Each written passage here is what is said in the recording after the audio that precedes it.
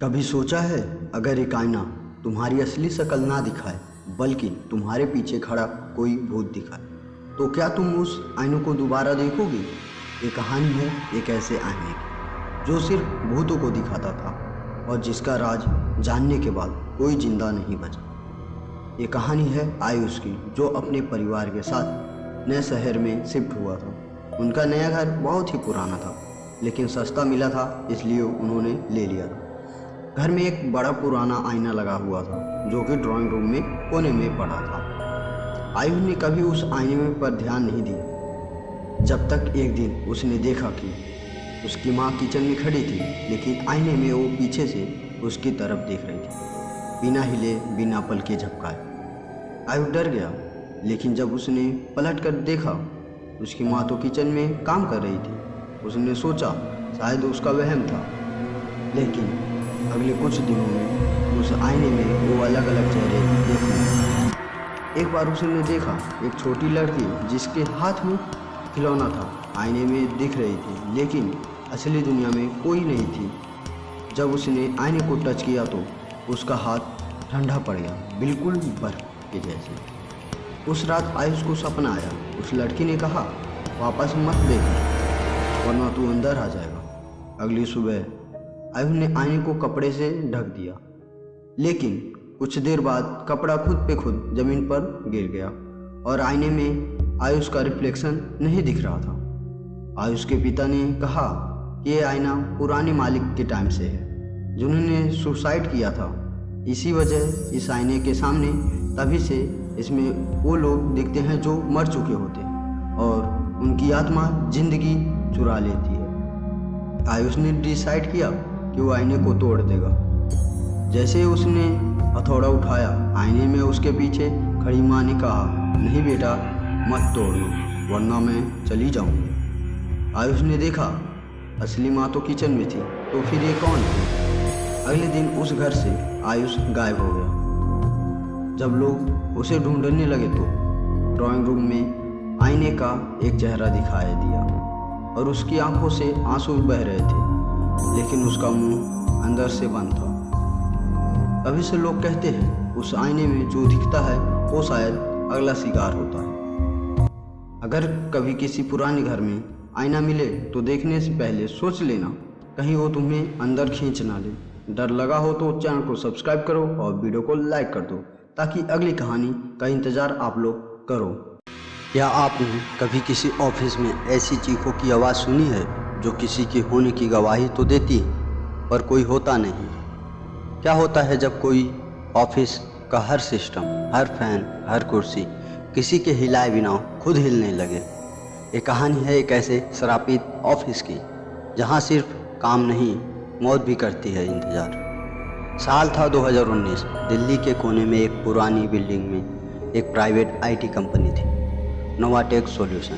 Company छोटी थी लेकिन काम का प्रेशर बहुत था और उससे भी ज़्यादा उस ऑफिस का राज।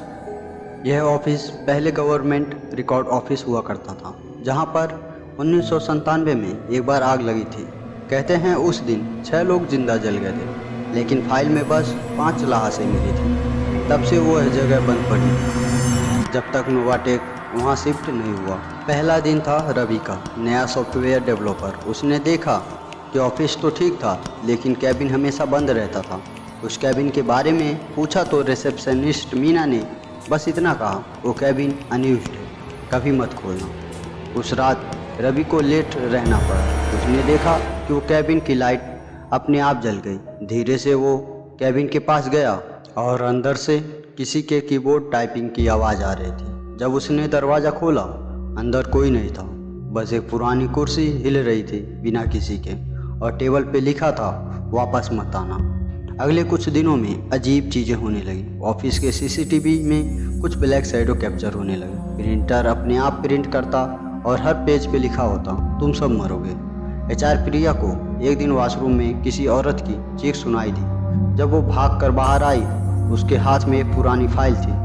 जब उस फाइल को देखा गया उसमें लिखा था employ name Anamika Verma, status burn alive 1997, पर किसी ने ये नाम कंपनी में सुना भी नहीं था। रवि और प्रिया ने मिलकर पुराने सर्वर बैकअप चेक किया। वहाँ उनके एक हिडन फोल्डर में मिला लॉक्ड विथ पासवर्ड अनामिका 1997। जब अनलॉक किया गया तो एक वीडियो फाइल मिली। वीडियो में दिखा एक लेडी एम्प्लॉय को ऑफिस में बंद कर दिया गया था। अनामिका नाम था उसका। उस पर इल्ज़ाम लगा था कि उसने इंटरनेट डाटा लीक किया।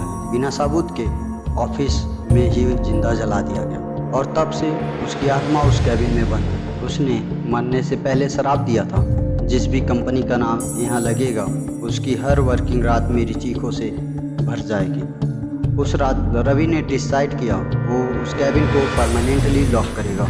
जैसे ही वो अंदर गया दरवाज़ा बंद हो गया और सभी लाइट ऑफ हो गई। एक ब्लैक स्मोक उसके आसपास घूमने लगा। अनामिका की घोस्टली आवाज़ आई, तुम सब वापस लाए हो मुझे, अब तुम सब जाओगे मेरे साथ। अगले दिन सुबह ऑफिस का सीसीटीवी लाइव फ्रेम दिखा रहा था कि रवि कैबिन के अंदर था, पर वह कैबिन खाली था। रवि कभी नहीं मिला। कंपनी ने कुछ ही महीनों में बिल्डिंग छोड़ दी। आज भी वह कैबिन लॉक्ड है और हर रात उसमें लाइट जलती है बिना किसी के।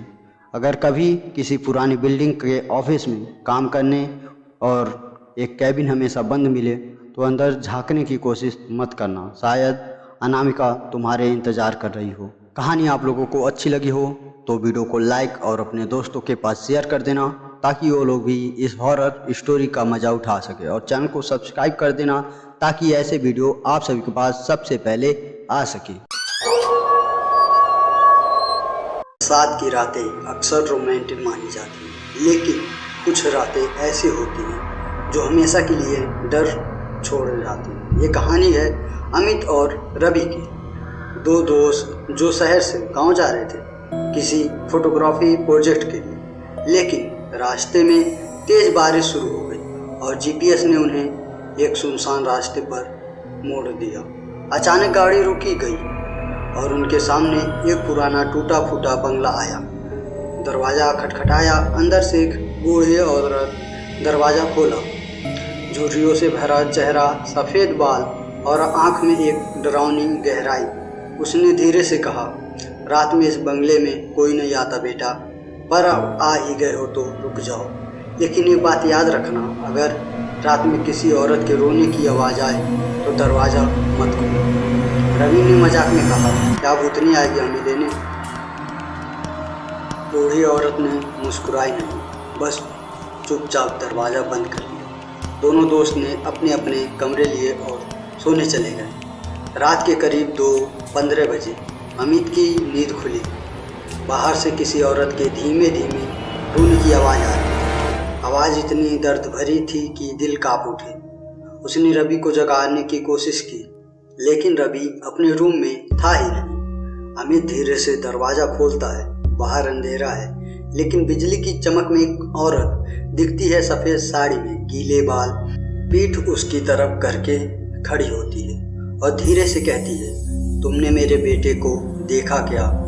जब उसने चेहरा घुमाया, उसकी आंखें सफ़ेद थी, चेहरा खून से भरा। अमित चिल्लाता है और दरवाज़ा बंद कर लेता है। वो दौड़कर नीचे जाता है, देखता है कि रवि खड़ा है, लेकिन वो चुप है। फिर पीछे से बूढ़ी औरत आवाज़ आती है, जो माया को देख लेता है। उसका सपना और सच्चाई में फ़र्क मिट जाता है। अमित को लगने लगा कि ये सब कुछ सपना है या शायद नहीं। तभी रवि की आंखें सफ़ेद होने लगती और उसकी गर्दन धीरे धीरे घूमती है। माया उसके अंदर समा चुकी थी।